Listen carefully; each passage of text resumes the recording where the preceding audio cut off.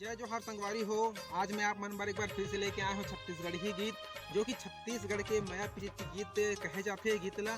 तो ये गीत में मैं ढोलक बजाए के प्रयास करे हूँ।